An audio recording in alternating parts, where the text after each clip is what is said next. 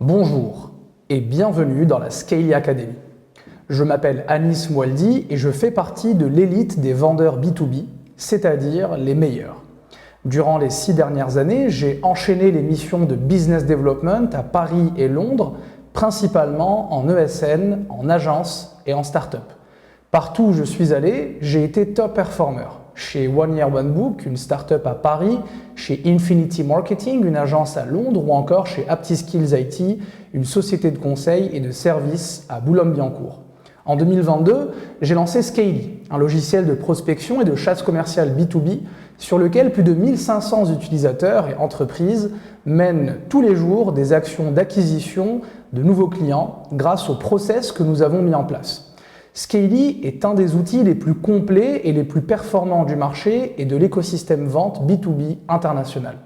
Ce n'est pas la première fois que je transmets mon savoir, car j'ai également été coach pour entrepreneurs désireux de structurer leur pôle sales et aussi professeur et consultant dans des écoles de commerce et de vente telles que l'EBM Business School à Paris.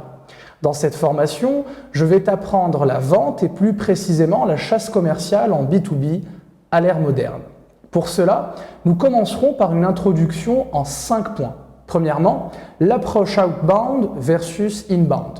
Ensuite, on abordera l'impact d'HubSpot et de Salesforce sur la vente moderne, avant de passer aux 3 phases de vente, acquisition, closing et enfin nurturing. Le 4e point, ce sont les process BDR complets avec ciblage et base de données, party messaging et ensuite automation outreach, et enfin le cold call et les relances.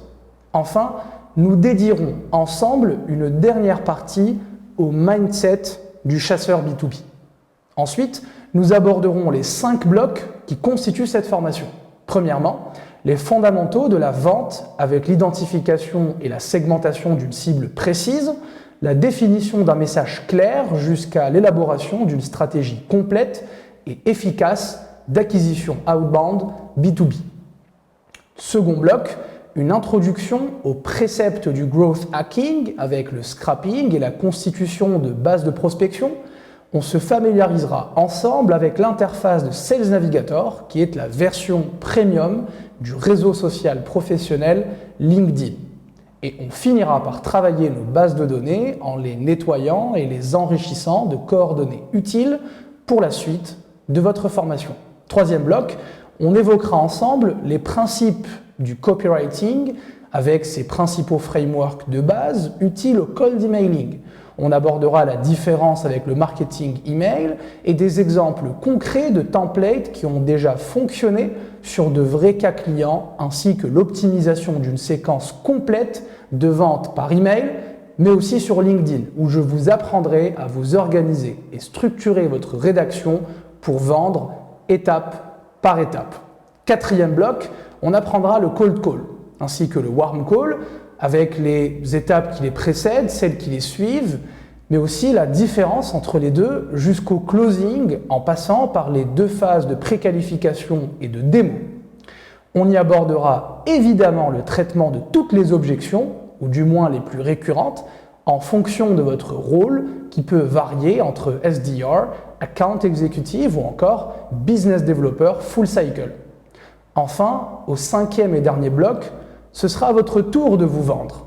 Et nous travaillerons ensemble à cela via des ateliers d'optimisation de vos comptes LinkedIn et Scaly, ainsi que l'élaboration d'un CV moderne et d'une vidéo de présentation d'1 minute pour vous vendre, qu'il faudra reproduire pour embrasser le monde professionnel avant de finir par un QCM qui découlera sur l'obtention de votre certification Scaly Academy. Sachez également que chaque bloc est accompagné de bonus, parfois techniques, tels que l'augmentation de votre délivrabilité par email grâce au warm-up, aux emails vérifiés ou encore grâce au copywriting, où nous aborderons les mots-clés à éviter dès le bloc 2, ou encore, un peu moins technique cette fois-ci, l'utilisation de l'intelligence artificielle dans votre rédaction de vente, dans le bloc 3. Jusqu'à enfin la définition d'objectifs atteignables, mais ambitieux et challengeants dès le bloc 4, c'est-à-dire celui dédié à la prospection téléphonique. Vous êtes sur le point d'entamer la formation la plus complète et surtout la plus concrète de l'écosystème Sales particulièrement dans la sphère francophone. Je vous demande donc de vous concentrer sur chacun des blocs que vous vous apprêtez à entamer et de faire preuve de sérieux, d'assiduité et de beaucoup de bonne volonté. Cette formation peut changer votre vie et vous ouvrir les portes d'entreprises qui aujourd'hui vous font rêver. Croyez en vous ainsi qu'en vos capacités à atteindre vos objectifs, pourquoi pas les dépasser, qu'il soit d'intégrer une start-up ou une scale-up de renom, de vous lancer à votre propre compte ou bien d'entreprendre ou de devenir freelance. En ayant intégré la Scaly Academy, vous avez désormais un accès à vie à notre Slack, qui est communautaire, où l'on s'entraide les uns les autres, et où vous pouvez poser vos questions, mais aussi répondre à celles des autres participants et autres membres.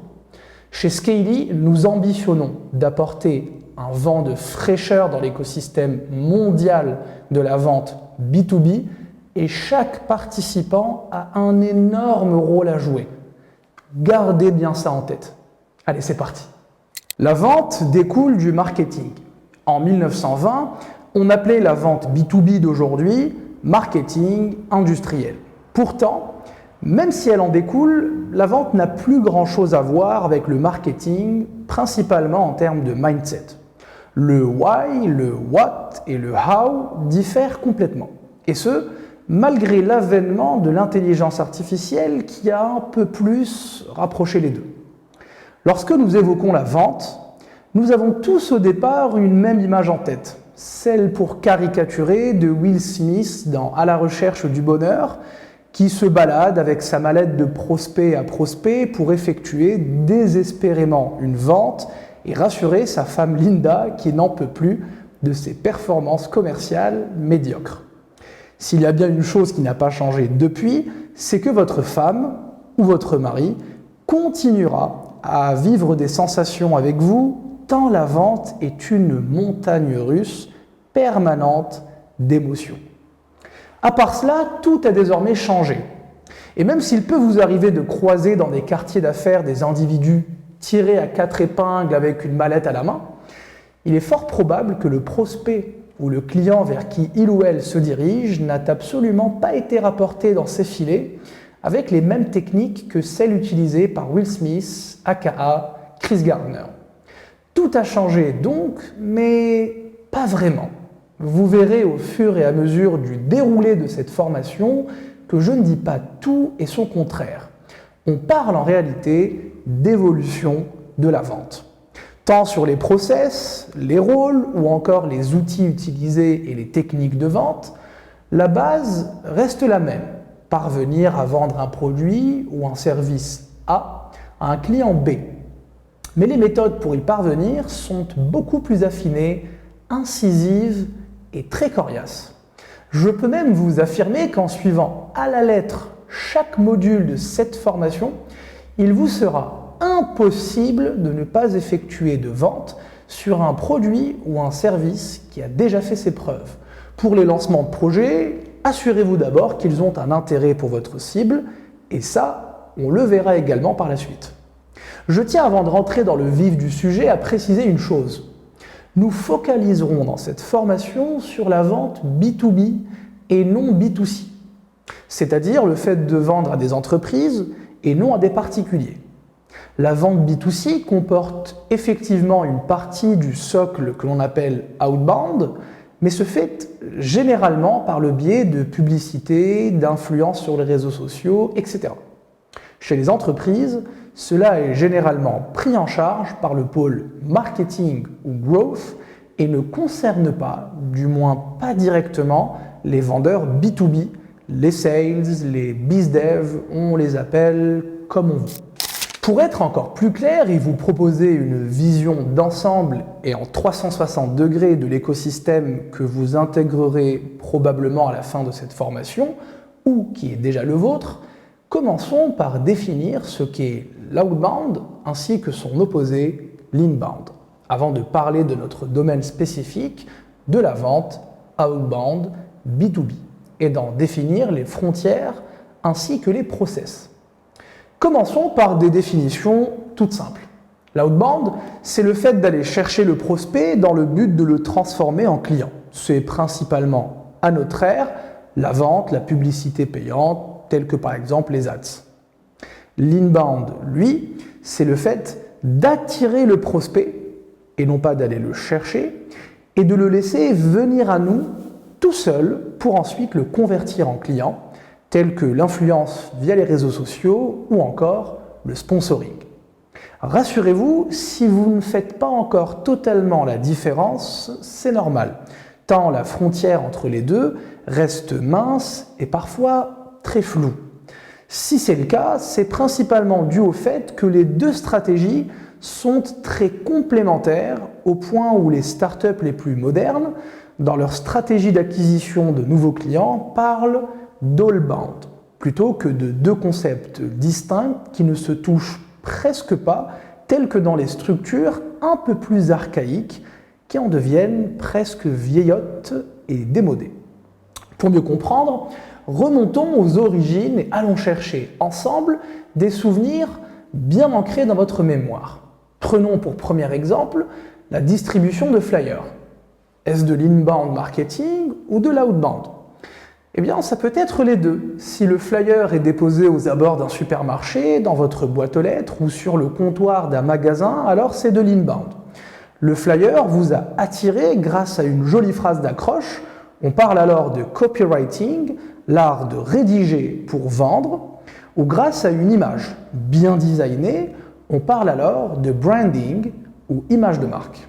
A contrario, si le flyer vous a été remis par un commercial qui a sonné chez vous ou qui vous a alpagué à la sortie de votre supermarché ou autre part dans la rue, l'on parle alors d'outbound selling, autrement dit, vous n'avez rien demandé à personne et on vous a interpellé pour vous vendre quelque chose. À ce stade, vous pouvez vous demander si cela fonctionne vraiment. Mais qui donc achète grâce à cela? Dites-vous que si les sociétés les plus capitalistes au monde pour qui le moindre investissement d'un seul dollar est calculé et immédiatement arrêté si celui-ci n'est pas rentable, continuent à le faire, c'est que la réponse est un grand oui. Ça marche. Il suffit tout simplement d'être au bon endroit, au bon moment et d'adresser le bon message à la bonne personne. Et c'est un peu ce que je vais vous apprendre à faire durant toute cette formation. Si cela n'a pas fonctionné sur vous, c'est que vous n'étiez soit pas la bonne cible, que ce n'était pas un bon produit ou un service adapté pour vous, ou tout simplement que vous étiez face à un piètre vendeur ou vendeuse, ce qui est très souvent le cas. Prenons un second exemple, les salons, tels que le salon du livre ou le salon de l'automobile. Inbound ou outbound? Eh bien les deux, aussi. Et ce n'est pas au choix, c'est forcément les deux. Je m'explique.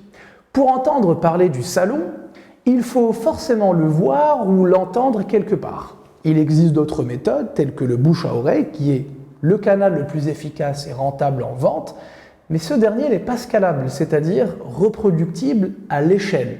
Ou alors on s'attaque à du pur growth hacking, ce qui n'est pas l'objectif de cette formation.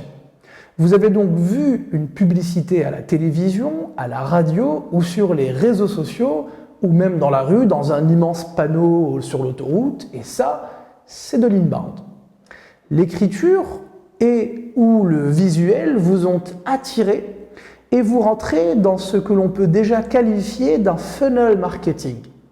Dès que vous sortez votre smartphone pour noter les dates, le salon, le lieu, le site ou leur page Instagram, vous êtes dans le tunnel.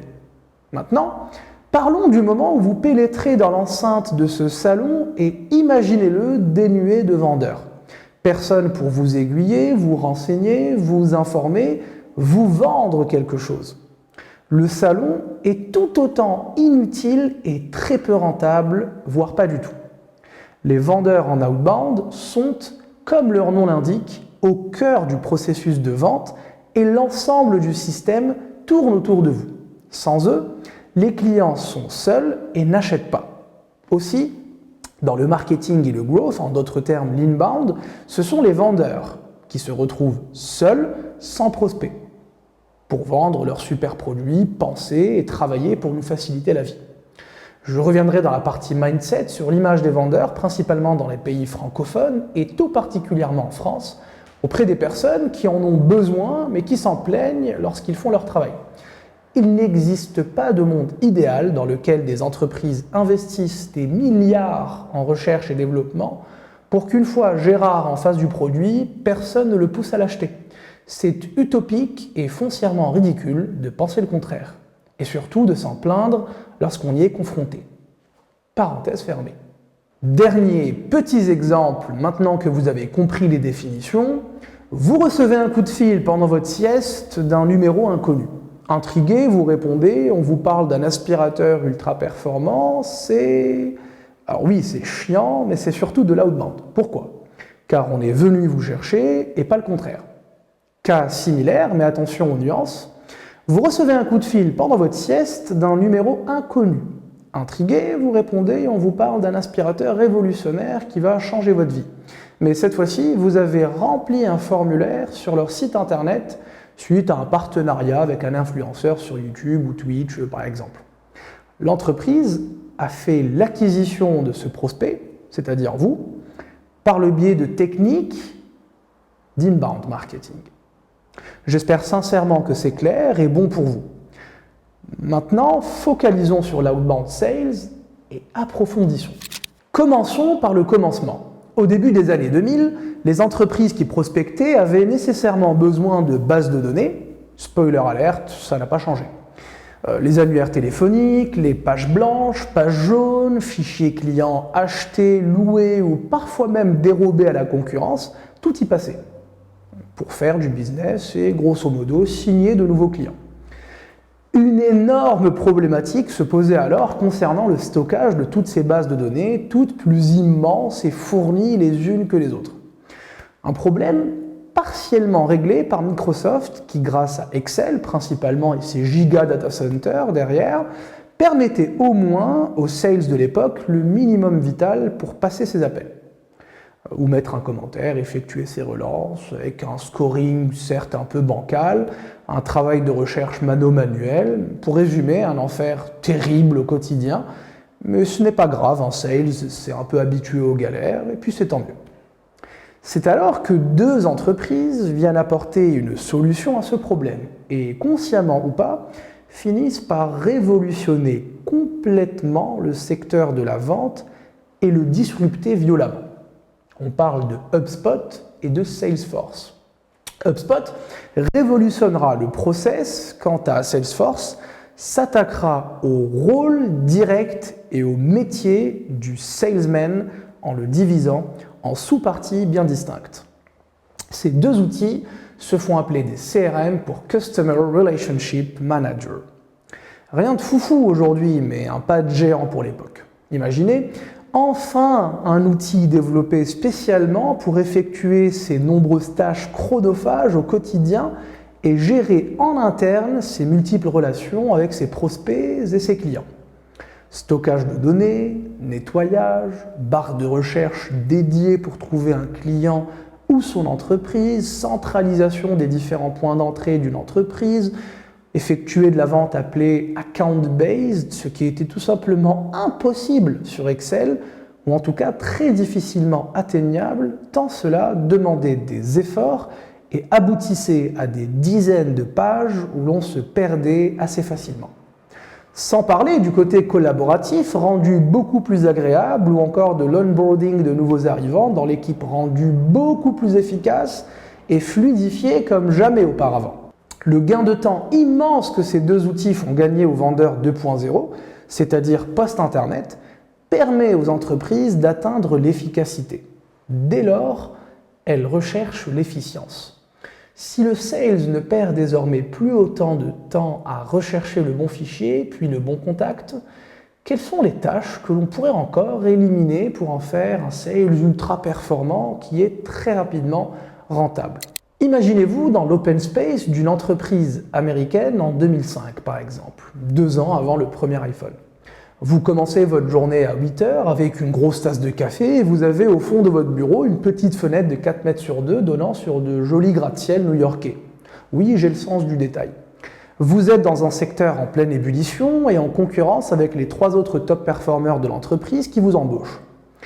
Avant d'attaquer votre fichier, vous devez d'abord le rendre exploitable, grâce aux outils CRM modernes pour l'époque, vous allez 2 fois à 3 fois plus vite et avant 11 h du matin, vous avez déjà effectué quelques dizaines de relances téléphoniques et préparé votre liste d'appels à froid sur les tout nouveaux prospects que vous n'avez jusqu'alors jamais contactés. Josh, votre collègue et concurrent numéro 1, lui, a déjà pris ses premiers rendez-vous et se positionne déjà en top performer loin devant vous.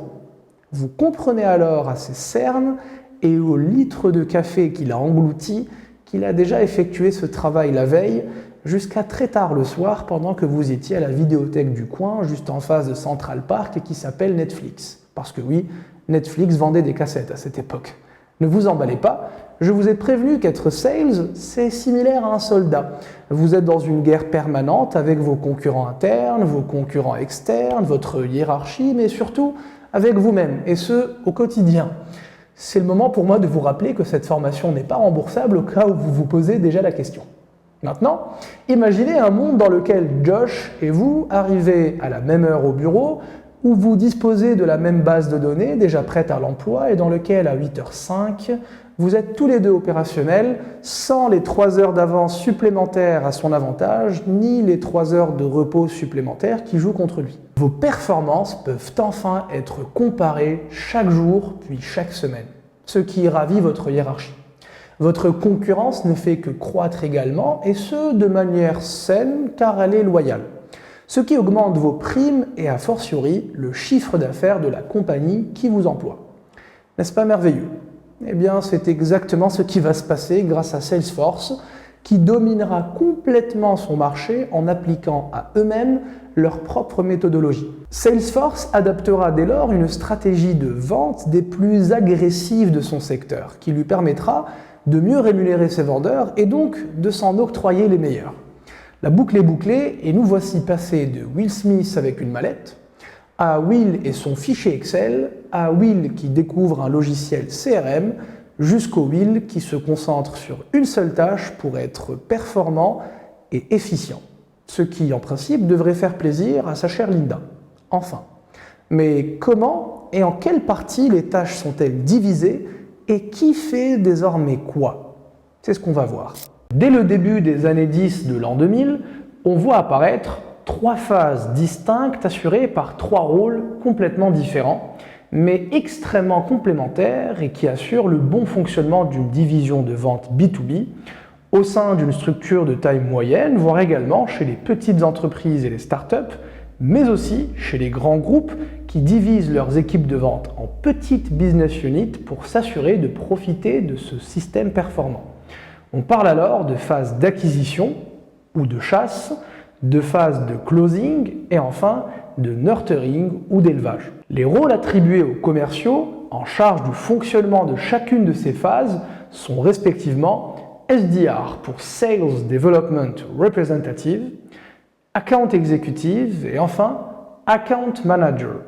Je reste spécifique aux opérationnels sans rentrer dans les rôles managériaux. Le manager des SDR s'appelle par exemple Team Lead SDR ou encore de l'unité complète qui peut s'appeler Head of Sales pour les TPE ou Business Manager pour les ESN, etc. Vous l'aurez compris, le Sales 2.0 n'a désormais plus à se soucier de l'ensemble du processus de conversion d'un prospect et 3 rôles parfaitement bien définis avec des tâches claires émergent au début des années 10, principalement grâce à HubSpot puis Salesforce. Rentrons un peu plus dans le détail de ces 3 rôles, ce qui sera important pour la suite de votre formation. Premièrement, le chasseur, Hunter en anglais, le SDR pour Sales Development Representative. Chasser un client à froid, c'est le plus difficile physiquement. Vous en avez la tête qui fait mal, votre morale en prend un coup et vous dépendez des coups de testostérone que vos prospects veulent bien vous injecter au fur et à mesure de votre journée de prospection. Après une quinzaine de non et de je ne suis pas intéressé, je peux vous garantir que lorsqu'un prospect vous dit que votre offre l'intéresse, vous bondissez sur votre chaise et vous avez vite l'impression d'avoir gagné la Champions League. Dans une équipe de foot, le chasseur, c'est un peu le numéro 10. Sans lui, pas de prospect à closer, ni de client à garder à tout prix. Sans lui, les efforts de l'équipe marketing sont au pire vains et au mieux 100% dépendant des trends et des partenariats ou autres stratégies d'inbound selling qui ne sont pas très stables sur le long terme. 100% des experts sérieux sont d'accord pour dire qu'une entreprise B2B doit impérativement vendre. Ainsi, elle doit tout autant avoir un chasseur. Ce métier, étant tout autant difficile que nécessaire, le rend très demandé auprès des entreprises B2B. Bien que très bien rémunéré, il demeure en tension avec plus d'offres que de profils à ce poste. Ensuite, vient le closer, l'AE, pour Account Executive.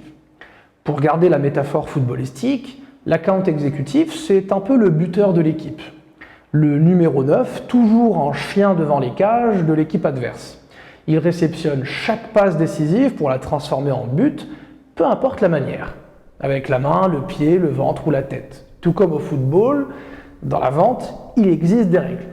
La principale d'entre elles est de ne surtout pas mentir au client ou de lui promettre plus que ce qu'il aura, au risque de fortement embêter et le client d'un côté, mais aussi son account manager qui devra gérer malgré lui les promesses délirantes de son account exécutif et qui ne manquera pas de lui faire savoir à quel point il ne peut continuer ainsi. L'AE peut donc user de tout ce que bon lui semble pour closer ses clients, sauf du mensonge. Il peut user de son charme naturel, de ses capacités oratoires, de sa bonne mémoire, de sa capacité d'écoute active, de son humour, de sa bonne humeur, ou même encore de cadeaux divers et variés lorsqu'il s'agit d'un très gros compte, s'il sent que cela peut l'aider à le signer. Bourré de soft skills, l'account exécutif dispose également d'un vernis technique large et varié, lui permettant de s'adapter à toute situation et objection pour arriver à ses fins. Dans la hiérarchie sales, il est à tort considéré comme au-dessus du SDR, alors qu'en réalité, ils forment un duo. Si dans le football, ce sont également les attaquants qui remportent souvent le ballon d'or, nous savons tous l'importance d'un Modric pour un Benzema ou d'un Iniesta pour un Messi.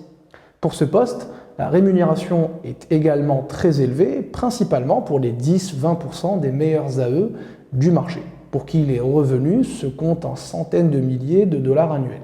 Cependant, ce poste est sollicité et nécessite du temps et de l'expérience pour le décrocher. Enfin, vous retrouvez l'éleveur, autrement dit l'account manager, l'AM. Si vous n'êtes pas fan de foot, vous allez détester cette nouvelle métaphore qui est la troisième d'affilée. L'account manager, c'est un peu le numéro 6 ou le 8 de l'équipe. En gros, il a deux missions. Une première défensive et une seconde offensive. Premièrement, il doit garder à tout prix ses clients et les fidéliser. En aucun cas, sauf cas de force majeure, telle que la fermeture de l'entreprise de son client, il ne doit le perdre. Certainement pas au profit d'un de ses concurrents. Contrairement au Customer Success Manager, CSM, qui doit simplement régler les problèmes de ses clients lorsqu'ils le sollicitent, l'account manager est le défenseur qui contre les SDR adverses et leurs AE. Et c'est en ayant un temps d'avance sur eux qu'il y parvient. À lui ou à elle donc de prendre régulièrement des nouvelles de ses clients, de prendre la température et surtout de formuler des offres spéciales si il ou elle sent que le client s'éloigne de lui pour se rapprocher de la concurrence. C'est cette mission qui lui vaut le surnom d'éleveur à ce rôle d'account manager. Secondo, l'account manager ne doit pas se contenter de défendre son beefsteak. En bon numéro 8, il doit également distribuer quelques caviars en attaque et c'est ce qu'on appelle en vente l'upsell. L'upsell consiste à augmenter le panier moyen de ses clients que son account exécutive, aka le closer, a signé. Si l'account exécutive a signé le client A sur un panier moyen à 500 € par mois, l'account manager, certes, doit le garder comme client, mais aussi augmenter sa rentabilité et pour cela, il dispose de plusieurs biais. Il peut par exemple lui proposer une offre annuelle à 400 € par mois et encaisser 4800 € d'un coup en trésorerie plutôt que 500 € chaque mois, ce qui, en plus de cela, lui garantit une fidélité d'un an sans risque de ne pas aller chez la concurrence, en d'autres termes. Ou encore, il peut lui proposer de passer à une offre premium à 700 € par mois et faire donc 40% de marge supplémentaire pour le plus grand bonheur de sa hiérarchie, mais aussi de ses primes, car oui, l'account manager dispose également d'une rémunération fixe et variable élevée en fonction de sa capacité d'upsell. Pour ce poste, on retrouve donc des profils un peu moins charognards que les SDRs et beaucoup plus fins. Bon relationnel, capacité d'écoute, capital humain, compréhension rapide, capacité de synthèse et surtout une capacité de prise de décision extrêmement rapide avec un sens de la responsabilité pour identifier vite la meilleure réaction à avoir en cas de problème avec un client. Par exemple, proposer une réduction de 80% à un client qui est mécontent peut parfois donner une impression d'amateurisme, voire de charlatanisme ou de malhonnêteté. Parfois, il suffit simplement de régler le problème et de s'excuser avec un sourire. Vous voilà donc à jour concernant les 3 différentes grandes phases du parcours d'un client B2B. Pour cette formation, on va évidemment se concentrer principalement sur le chasseur. Vous vous posez certainement une question et si ce n'est pas le cas, vous le devriez. On a évoqué les 3 phases de la vente avec leur rôle, mission et commanditaire et vous avez certainement dû remarquer qu'aucun des rôles évoqués, ni du SDR, ni de l'account executive, ni de l'account manager, ne s'occupe de la génération des bases de données nécessaires à la prospection à froid ou à tiède, que ce soit pour les appels téléphoniques ou encore l'outreach par email ou sur LinkedIn ou ailleurs. Pourquoi ? Eh bien parce que jusqu'à ce stade, aucun sales ne s'est encore aventuré sur ce terrain-là et c'est instinctivement l'équipe marketing qui s'en est chargée. Vous vous souvenez au début lorsqu'on a parlé d'outbound et d'inbound ? Voici un des nombreux points de rencontre entre les deux pôles. L'avènement des nouvelles technologies dans ces années-là a poussé la quasi-entièreté des entreprises à innover en marketing et l'apparition du growth hacking, qui consiste à hacker la croissance et donc augmenter drastiquement les ventes par le biais de l'inbound selling tout en baissant considérablement le coût de revient d'un lead, autrement dit d'un prospect, en inbound, a fait que les marketeurs ont pris le devant sur la lead gen dans le B2C mais aussi dans le B2B. Par exemple, au milieu des années 10, lorsque je faisais mes premiers pas dans le monde professionnel à Paris, je constatais que toutes les entreprises se faisaient une guerre de contenu à forte valeur ajoutée, matérialisée par des lead magnets appelés livres blancs. J'en ai personnellement pas mal consommé et je peux vous assurer la facilité avec laquelle on pouvait s'en procurer à l'époque, tant chaque site internet d'une entreprise qui se respectait en proposait gratuitement en échange de vos coordonnées. Ces leads ainsi générés et qualifiés par l'équipe marketing ont pris l'appellation de MQL, que HubSpot a décidé de leur donner pour Marketing Qualified Leads, c'est-à-dire des prospects qualifiés par l'équipe marketing. Une fois arrivés dans le pipeline de l'expert en vente directe, ce dernier les transformait en SQL pour Sales Qualified Leads, c'est-à-dire des prospects qualifiés par l'équipe de vente.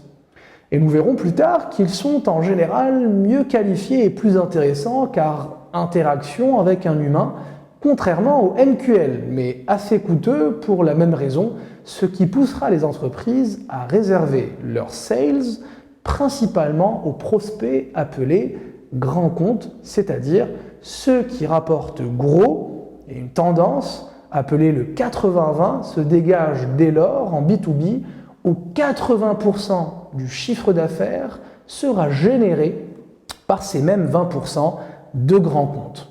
L'avantage de ce système est assez simple. Un gain de temps conséquent et pas de refus, surtout pour l'époque où, rappelez-vous, les entreprises font la course à la rentabilité de leurs commerciaux. Concernant les inconvénients, 2 émergent dans la foulée. Le sales ne maîtrise pas sa cible et dépend des compétences en synthèse et en communication de sa hiérarchie qui elle-même dépend de la capacité de compréhension de ses homologues du marketing et surtout de leur bon vouloir à analyser sérieusement les données remontées du terrain plutôt que de vouloir à tout prix imposer un persona ou un idéal customer profile dit ICP. On verra évidemment plus tard ce que tout cela veut dire. À titre personnel, j'ai assisté à maintes reprises à des points de discorde et des discussions houleuses entre marketing et vente, C'est simple, quand ça marche, tout va bien, mais pour peu que les ventes ne décollent pas ou n'atteignent pas les objectifs visés par les head-off ou les ops, les marketeurs accusent les vendeurs d'être mauvais ou de ne pas suivre bêtement leur pitch de vente, ce qui est impossible. Et oui, je ne suis pas très objectif en tant que sales, mais je le suis beaucoup plus en tant que CEO. Et les sales, à leur tour, accusent, effectivement parfois à tort, les marketeurs de ne pas les écouter quant aux demandes formulées concernant leur cible qui fonctionnait bien et de vouloir leur imposer un ICP beaucoup trop difficile à alpaguer. Donc un idéal customer profile quasiment impossible à décrocher. Pour entrer dans le détail, les sales peuvent préférer des petites tailles d'entreprise beaucoup plus accessibles ou des niveaux hiérarchiques pas très élevés car moins sollicités et donc plus facilement prenables et abordables et de se retrouver avec des niveaux hiérarchiques élevés dans des grosses structures d'entreprise et donc finir une journée avec aucun rendez-vous posé et le moral à zéro. Croyez-moi, vous ne voulez pas vivre ça. Deuxième conséquence donc, les leads, peu ou pas qualifiés du tout, viennent faire perdre en efficacité et donc en rentabilité aux commerciaux B2B, en d'autres termes, à nos chers SDRs. C'est là que les entreprises voient arriver un nouveau type de SDR, le BDR, pour Business Development Representative. Contrairement aux SDR, qui sont à la chute des MQL, c'est-à-dire ceux en charge d'envoyer en closing chez les account exécutifs des SQL qu'ils ont transformés en partant d'une liste envoyée par leurs équipes inbound, les BDR, eux, apparaissent avec le temps, quasiment dans les années 20, un peu avant la crise de Covid, et ont un rôle un peu plus indépendant, notamment sur la lead gen, la génération de prospects, et peuvent eux-mêmes générer des SQL en partant de rien. Après l'arrivée des CRM et leur grand succès dans les années 2000, jusqu'au point où plus de 85% des startups SaaS pour Software as a Service étaient des CRM, de tout nouveaux outils appelés Sales Automation Softwares ou Sales Enablement Platforms font leur apparition et permettent donc aux BDRs de générer par eux-mêmes et pour eux-mêmes des prospects à froid 100% grâce à l'outbound selling. Toujours à titre informatif, c'est exactement dans ce contexte-là que Scaly est arrivé en 2022 avec pour mission de mettre entre les mains des BDRs, c'est-à-dire des Sales 3.0 post-intelligence artificielle, la plateforme d'outbound selling B2B la plus performante au monde, créée par des profils qui en ont eu bien besoin, en commençant par moi-même, business developer full cycle, c'est-à-dire un BDR capable d'aller jusqu'au closing et qui veut aller vite sans pour autant griller une étape et se retrouver avec des leads ou des prospects aussi peu qualifiés que des MQL et enchaîner donc des no-shows en visio pour faire la démonstration de mon produit ou de mon service. Maintenant que vous êtes devenus des experts redoutables, nous allons zoomer encore plus sur la partie acquisition ou chasse ou lead gen, on l'appelle finalement comme on veut, et on va parler des différentes phases par lesquelles un BDR passe afin de bien mener son travail au quotidien et ainsi atteindre, voire dépasser très largement les objectifs déjà ambitieux qu'il s'était fixés. En premier lieu, et nous l'avons vu précédemment, le BDR, contrairement au SDR, ne se contente pas de qualifier les prospects envoyés par son équipe marketing. Au contraire, il agit tel un électron libre là où il flaire des opportunités d'affaires et saute sur sa proie à la moindre occasion. Il ne tient pas le surnom de chasseur de nulle part et doit donc honorer sa réputation.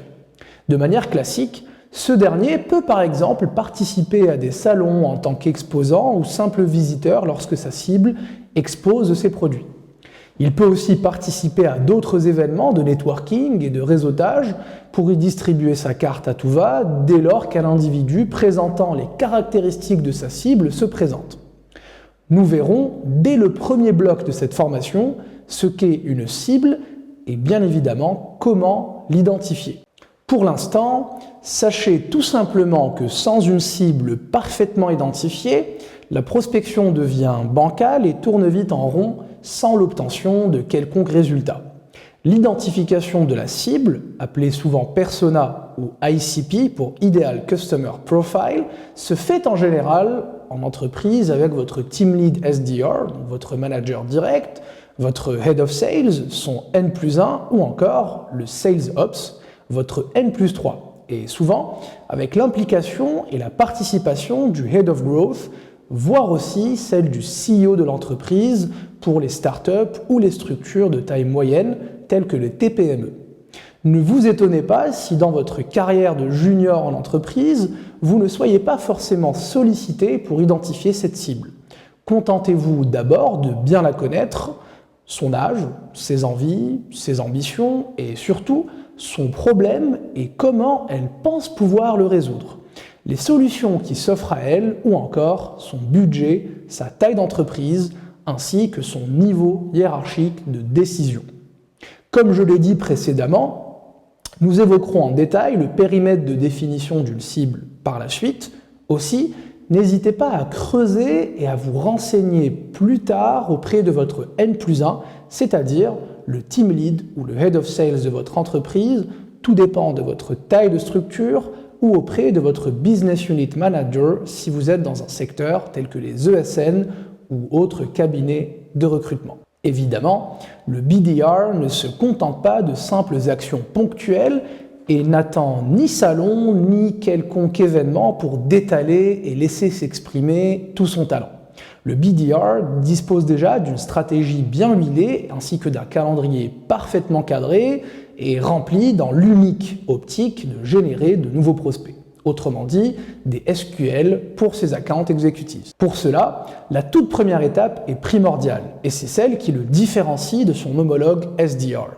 La constitution from scratch, c'est-à-dire en partant de zéro, d'une base de données solide de prospects dans sa cible. En B2B, nous verrons qu'il existe deux moyens distincts de constituer rapidement une base de données fraîche et exploitable. Un premier moyen, peu coûteux, mais un tout petit peu chronophage, qui consiste à se baser sur LinkedIn, voire encore mieux, sa version payante qui est Sales Navigator. On va dès lors opérer ce qu'on appelle un scrapping, c'est-à-dire une récupération automatique des données grâce à des logiciels tels que Phantom Buster ou encore Scaly. Cette opération nécessitera 3 autres étapes avant de parvenir à une base exploitable sur différents canaux. Premièrement, le nettoyage de la base de données pour y dégager toutes les fioritures, et ça, Scaly le fait automatiquement. Ensuite, l'enrichissement des données telles que les emails ou les numéros de téléphone avec des outils tels que Drop Contact ou encore Datagma pour les emails et Casper pour les numéros de téléphone. Pour cela, vous pouvez connecter la clé API de ces outils sur votre scrapper ou le faire manuellement en exportant votre première base de données sous format d'un fichier CSV et en l'important une à une sur chacun des outils évoqués. Je vous rassure, nous ferons tout cela ensemble sur des cas concrets en live dès le premier bloc de votre formation.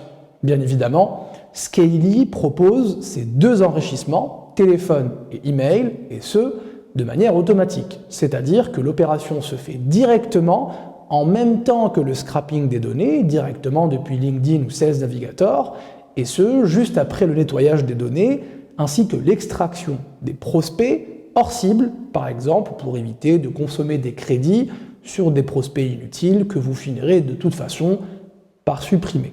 Troisièmement, la vérification des données afin de confirmer qu'elles sont bonnes et exploitables peut se faire avec des outils tels que EvaBoot ou Scaly. Oui, toujours, vous remercierez notre CTO.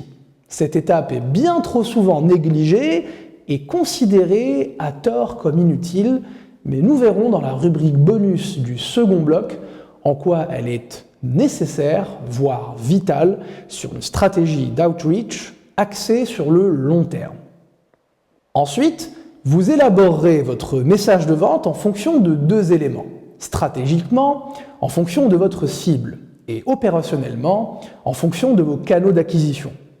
Il est donc important d'identifier sa cible et idéalement de constituer ses bases de données avant de crafter ses premiers messages de vente. Maintenant, si vous n'êtes en charge ni de l'un ni de l'autre, vous pouvez simplement récupérer toutes les informations qui serviront au scrapping pour utiliser la même base de savoir et de connaissances que votre growth hacker pour réaliser vos messages de vente. Deuxièmement, vous disposez d'autant de manières, de tons et de tournures de rédaction que de canaux de vente et d'autant de messages différents les uns des autres que d'étapes dans vos séquences de prospection automatisées. C'est F, le prochain point que l'on abordera. En d'autres termes, et pour résumer, prospecter un DRH et prospecter un expert comptable, eh bien, ce n'est pas exactement la même chose. Encore mieux, prospecter un DRH et prospecter un RH, qui n'est pas décideur mais prescripteur auprès de son DRH, donc de son N+1, n'est pas non plus exactement la même chose.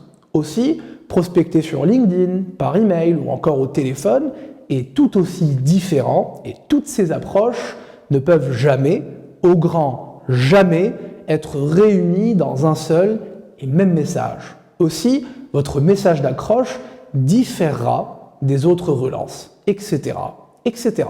Pour finir, identifiez votre cible d'abord, puis rédigez des messages en suivant une stratégie précise, tout en coordonnant vos canaux. Si par exemple un message sur LinkedIn précède un email, qui lui-même précède un appel à froid ou un appel à tiède, nous verrons la nuance plus tard. Pour ce qui est du téléphone, vous pouvez vous aider d'un pitch d'appel que vous élaborerez toujours avec l'aide de vos supérieurs hiérarchiques ou au moins celle de votre N+1. Si vous êtes dans une structure où il n'y a pas réellement de contact et de proximité avec votre N+1, vous pouvez vous référer at least au sales le plus expérimenté de l'open space. Lorsque j'ai intégré la structure AptiSkills IT à Boulogne-Billancourt en tant qu'ingénieur d'affaires, là où j'ai énormément appris, j'ai été frappé par le manque d'automatisation dans les process de scrapping et d'envoi de messages sur LinkedIn ou par email à froid. Tout se faisait à la main et prenait des heures, alors qu'un simple robot pouvait faire le travail en seulement quelques minutes. Même si vous êtes dans une démarche d'hyper-personnalisation, l'automatisation ne sera jamais votre pire ennemi. C'est un peu comme si un chef pâtissier se refusait de battre ses œufs avec un appareil ou de pétrir sa pâte dans un pétrin et préférait le faire à la main pour obtenir un meilleur goût. C'est insensé. C'est plutôt dans le dosage des ingrédients ou plus tard lors de la cuisson que la pâte du chef s'exprime et non pas dans la manière de les mélanger. Idem pour la vente, c'est un peu plus tôt lors de l'identification et la segmentation de sa cible, ou bien plus tard lors de l'appel téléphonique, que vous montrerez l'étendue de votre talent. Pas dans l'envoi un à un de chacun des emails que vous finirez dans tous les cas par copier-coller, ce qu'on faisait par lassitude. Dans ce cas-là, pourquoi ne pas cuire la pâte avec un briquet ? L'automatisation de votre séquence, lorsqu'on est un business developer full cycle ou un BDR 3.0, est un indispensable et il n'y a aucun débat là-dessus. Fuyez quiconque vous dira le contraire, car c'est un enfer sans pitié qui vous attendra et très probablement des managers fous alliés qui se cachent derrière. Utilisez des outils tels que Salesloft, Outreach ou encore Scaly pour mener à bien cette opération. Maintenant qu'on a remis la mosquée au centre de la Médina, qu'est-ce qu'une bonne séquence d'outreach ? C'est une très bonne question, n'est-ce pas ? Est-ce que je commence avec un email ou bien avec un message sur LinkedIn ? Dois-je visiter le profil avant ? Est-ce que j'enchaîne avec une relance sur le même canal ? J'attends 2 jours avant cela ? Plus ? Moins ? Beaucoup de questions que se posent mes étudiants depuis un petit moment, alors que la réponse est d'une simplicité déconcertante. Faites ce que vous voulez. Il n'y a aucune règle magique et quiconque prétend le contraire est un charlatan qu'il faut envoyer au bûcher. La seule chose que l'on sait, et c'est encore grâce à des études sérieuses menées par HubSpot, c'est que l'étape à laquelle vous obtenez le plus de chances de convertir vos prospects et d'avoir un rendez-vous de préqualification ou autre, on va dire une réponse favorable, eh bien c'est au bout de la 6e interaction. Voilà, on ne sait rien de plus à part cela. Ça veut dire que vous pouvez par exemple visiter le profil de votre prospect sur LinkedIn, il en sera notifié, ça fait 1. Lui envoyer un email, puis une demande de connexion, ça fait 3. Et renvoyer un message sur LinkedIn, puis un autre email, ce qui fait 5. Et là, bim, on prend son téléphone, on appelle, et là ça fait 6, jackpot, et on fait la fête. Du moins, sur papier, ça donne ça. Sinon, dans la réalité, c'est bien évidemment un tout petit peu plus complexe, sinon ce ne serait pas drôle, et tout le monde deviendrait sales, riche et beau gosse. Mais au moins, vous avez cette info, et je suis sûr qu'un jour, elle vous sera utile. C'est un peu comme si je vous disais qu'on marque le plus de buts à la 76e minute d'un match. Vous n'allez évidemment pas attendre la 76e pour tenter un tir, ce serait ridicule. Si vous avez une occasion, frappe croisée dans la lucarne. C'est ça être un sales. Vous verrez que comme partout ailleurs, il y a beaucoup de bullshit et de fioritures autour de notre métier et que le seul secret, c'est travail, récurrence, sérieux, bref, la niaque.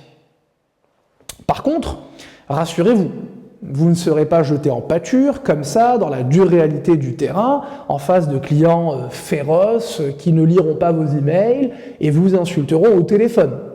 Vous disposez bien évidemment de leviers qui vous permettent de vous améliorer constamment pour atteindre sur le long terme des taux de conversion assez faramineux et impressionnants.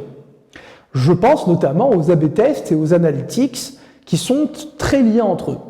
L'A/B test, c'est le fait d'envoyer par exemple 2 messages différents à la même cible, ou bien 2 séquences différentes toujours au même échantillon homogène de votre cible. Comptez au moins une cinquantaine de personnes, voire plus, pour du cold email par exemple, pour que ce soit représentatif. Analysez leur comportement à l'égard de vos messages et répliquez sur votre base complète cette fois-ci la séquence avec le message ou les messages qui ont le mieux fonctionné. C'est là que les analytics interviennent. On va prendre par exemple le taux d'ouverture d'un email pour voir si l'objet de mail était performant, le taux de clic d'un email pour voir si le call to action, donc le CTA, qui pousse à convertir et à faire cliquer, était de bonne qualité, le taux de réponse pour analyser la pertinence du framework utilisé, on abordera plus tard des frameworks tels que l'AIDA, le PAS, etc. Bien évidemment, ceci est une simple intro et une mise en bouche. Toutes ces notions seront étudiées beaucoup plus en profondeur par la suite. Vous voilà enfin arrivé à la meilleure étape du process, celle que beaucoup redoutent mais qui personnellement est de très loin ma préférée. Prendre son téléphone et appeler ses prospects pour en faire de délicieux clients qui raffolent de vous et de vos solutions, prestations et produits. Une chose si simple à faire, mais qui nécessite pourtant un si grand courage. Si vous souhaitez effectuer des appels à froid directement sur votre base de prospection, vous pouvez, et vous obtiendrez des résultats sans aucun doute. À vous de vous munir de beaucoup de patience, d'énormément de sympathie, et surtout de mettre votre ego de côté. Oui, on va vous raccrocher au nez. Et oui, on va vous confondre avec un centre d'appel de Bouygues Télécom en offshore quelque part à Madagascar. Et oui, vous allez voir votre morale au fil du temps baisser jusqu'à être complètement dégoûté du métier. Mais c'est le jeu, et c'est généralement au moment où vous commencez par perdre espoir, mais que vous continuez à vous acharner, que les premiers résultats vont arriver, que vous finirez par décrocher un rendez-vous, très souvent suivi par d'autres rendez-vous dans la foulée, et ainsi de suite. Très rares seront les journées où vous maintiendrez un flux constant de rendez-vous.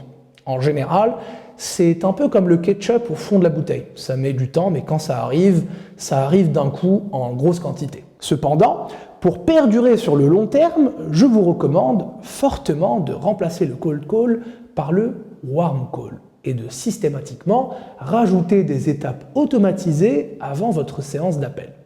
Vous pouvez par exemple commencer par quelques interactions sur LinkedIn, par des emails, et ensuite analyser les personnes qui commencent d'ores et déjà à interagir avec vous, par exemple en ouvrant vos emails, en acceptant vos demandes sur LinkedIn ou encore mieux, en cliquant sur les différents liens que vous leur avez envoyés. Au pire, vous savez au moins que votre prospect est opérationnel et pas en vacances ou en réunion, qu'il ou elle ouvre bien ses emails et est actif ou active. Au mieux, vous savez déjà que votre offre l'intéresse. Si par exemple, votre prospect a cliqué sur un lien que l'on appelle Call to Action, CTA, pour en savoir plus ou pour prendre rendez-vous avec vous. Ces prospects ayant cliqué sur vos liens s'appellent en cold call des prospects tièdes, warm leads, d'où l'appellation warm call qui se démocratise de plus en plus. Scaly vous permet notamment de faire ça et d'aller encore plus loin en surveillant vos notifications et en sautant sur le moindre prospect qui manifeste un quelconque signe d'intérêt pour vous ainsi que pour votre solution. Globalement, si vous avez envoyé une vidéo de démo, un PDF de présentation et que la personne a cliqué sur le lien pour y accéder, c'est un signe fort que ce prospect est intéressé par votre solution et donc par A plus B, beaucoup plus intéressant que les centaines, voire les milliers d'autres prospects qui se confondent avec lui dans votre database.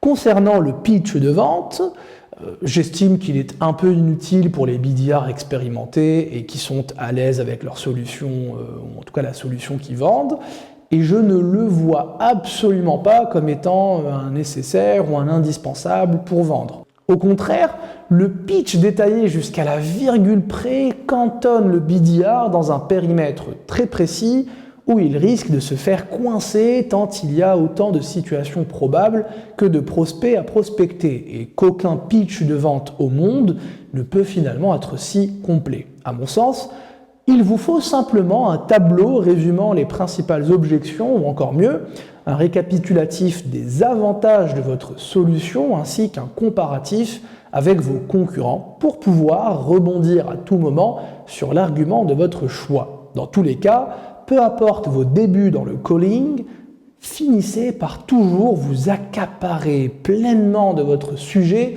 et de ne surtout jamais vous reposer dans votre zone de confort et derrière un pitch pré-mâché par vos managers au risque de vous faire dépasser par d'autres BDR. Plus de 50% du travail d'un bon vendeur est mental. Un vendeur avec un mauvais mental, c'est un vendeur démoralisé. Un vendeur démoralisé ne performe pas. Un vendeur non performant perd encore plus le moral et vous voilà désormais dans un cercle vicieux duquel seul votre mindset pourra vous sortir. A priori, lorsqu'on n'a jamais fait de la vente B2B sur un poste de chasseur, ce que je dis là peut sembler dérisoire. Qu'y a-t-il de si compliqué au final pour vous alarmer tout autant ? Mon but n'est pas de vous faire peur ni de vous faire fuir. J'aime ce métier et je pense sincèrement que c'est le meilleur au monde. Mais comme tout dans la vie, ce n'est ni facile ni abordable pour celui qui n'est pas prêt à affronter les dark sides de ce métier. Prenons le sport par exemple. Ça semble tellement facile pour qui le regarde depuis son canapé avec une boisson à la main, mais en réalité, même si les dribbles de Lionel Messi ou les coups droits de Federer vous semblent très facilement reproductibles, en réalité, seuls ces deux phénomènes y arrivent et personne d'autre. Toute passion pratiquée au haut niveau doit impérativement vous sembler facile. Vous verrez que lors des séances de cold call ou de warm call que l'on effectuera ensemble, vous aurez cette impression de facilité. Mais sachez que vous n'y parviendrez qu'à force d'acharnement et d'efforts quotidiens. Ce sera dur physiquement de tenir toute une journée derrière un téléphone à appeler des gens très souvent désagréables et ce sera dur mentalement de résister à la tentation de baisser les bras lorsqu'on vous raccroche au nez sans même prendre le temps de comprendre qui vous êtes ni quel était l'objet de votre appel. Un bon vendeur prend le temps de se renseigner sur chacun de ses prospects avant d'appeler. Imaginez la sensation lorsque eux ne prennent pas 30 petites secondes pour apprendre à vous connaître. Oui, c'est très frustrant et c'est là qu'il faudra tenir le choc. Un bon vendeur, c'est donc 3 choses. Une bonne maîtrise technique que vous acquérerez grâce à cette formation, De l'expérience grâce aux différents postes que vous occuperez dès la suite de cette formation, mais aussi et surtout énormément de soft skills. Pour les soft skills, tant mieux pour vous si vous en avez qui sont innés. Je fais partie de ceux qui croient qu'il y a des personnes plus adaptées initialement au métier de vendeur. Mais tout comme pour le sport, la génétique ne fait pas tout. Au contraire, elle ne fait absolument rien sans travail acharné derrière. Et puis rappelez-vous qu'il y aura autant de situations à gérer que de prospects à prospecter. Je ne le répéterai jamais assez. Donc si vous êtes extraverti, tant mieux pour vous. Certains vous trouveront beau parleur et n'auront pas confiance en vous. Que feriez-vous dans cette situation? Et si vous êtes plutôt introverti, certains diront que vous êtes mou ou bien nonchalant. Si vous parlez trop, trop bavard. Si pas assez, vous êtes ennuyant, etc. Rappelez-vous, autant de situations que de prospects. À vous donc de mieux comprendre votre cible et de développer votre capacité d'adaptation pour devenir une sorte de caméléon. Cela ne veut absolument pas dire vous effacer ou vous mettre en retrait, bien au contraire. Faites preuve de patience, d'abnégation, de consistance, de remise en question permanente, mais surtout mettez votre ego de côté et devenez une sorte de sportif qui chaque jour veut dépasser ses limites et ses objectifs. Aussi, je tiens à insister sur l'énorme sens d'organisation dont vous devrez faire preuve dès le début de cette formation et surtout par la suite. Personnellement, j'ai toujours pensé que j'étais un peu bordélique sur les bords, excusez-moi du terme. Mais en réalité, lorsque j'ai été confronté à d'autres vendeurs qui sont eux réellement mal organisés, je me suis rendu compte que finalement j'étais très loin de leur ressembler. Un BDR mal organisé, c'est forcément un vendeur qui ne performe pas. Vous passerez la moitié de votre temps à rechercher vos fichiers, vos listes et surtout vos commentaires laissés sous le rendez-vous d'il y a une semaine en ne vous souvenant plus du tout de la discussion que vous avez eue avec votre prospect. Bon courage ensuite pour filer à votre account exécutif des tips de closing, des éléments sur lesquels il ou elle pourra appuyer pour multiplier ses chances de le convertir en client, ou encore ce qu'il faudra à tout prix éviter de dire pour allumer une red light, telle que parler du prix, critiquer un concurrent, ou parler d'une fonctionnalité ou d'une spécificité de votre produit ou service que le prospect considère à ce stade comme étant inutile. Pensez donc à parfaitement bien vous organiser sur l'ensemble de votre travail, à classer vos interactions avec vos prospects de sorte à les retrouver facilement en quelques clics. Aussi, je vous recommande très fortement de toujours filmer vos rendez-vous de préqualification, c'est-à-dire l'étape qui suit la prise de rendez-vous et qui précède la démo ou le closing, pour les revisionner par la suite et vous perfectionner ou bien les envoyer à vos accounts exécutives afin de les aider à appréhender leur prochain rendez-vous. Grâce à des outils de technologie moderne, j'ai longtemps utilisé Loom par exemple, vous pouvez désormais enregistrer vos vidéos et retranscrire leur audio à l'écrit pour y rogner une partie très précise telle qu'un effet waouh et l'envoyer à qui bon vous semble, notamment vos accounts exécutifs ou votre manager direct. Enfin, dernier conseil avant de commencer votre formation, comprenez que vous êtes sur le point de devenir un vendeur qui fonctionne aux data et aux analytics chiffrés et rationnels. Mettez donc vos émotions de côté. Vous n'êtes pas là pour vous faire des amis, ni faire copain-copain avec les collègues, et encore moins vos clients. Rien ne vous empêche d'entretenir des relations cordiales avec votre équipe, au contraire, c'est ce que je vous recommande. Mais ne prenez rien pour acquis et ne prenez rien à cœur. Aujourd'hui, vous êtes le ou la meilleure. Demain, ce sera sûrement quelqu'un d'autre si vous vous reposez sur vos lauriers. Ne laissez donc aucune chance au hasard et soyez très fort de caractère. Il n'y a pas de place dans ce métier pour les fainéants, les pleurnichards ou les jaloux. C'est un métier de bosseurs acharnés, d'assoiffés de résultats et de performances et de compétiteurs hors normes qui travaillent sur eux-mêmes jour après jour pour devenir les meilleurs. Et vous devez en faire partie. Votre naturel décidera de votre évolution. Manager pour les plus organisés, top performer pour les plus ambitieux, ou encore des profils de loups solitaires pour les plus débrouillards d'entre vous.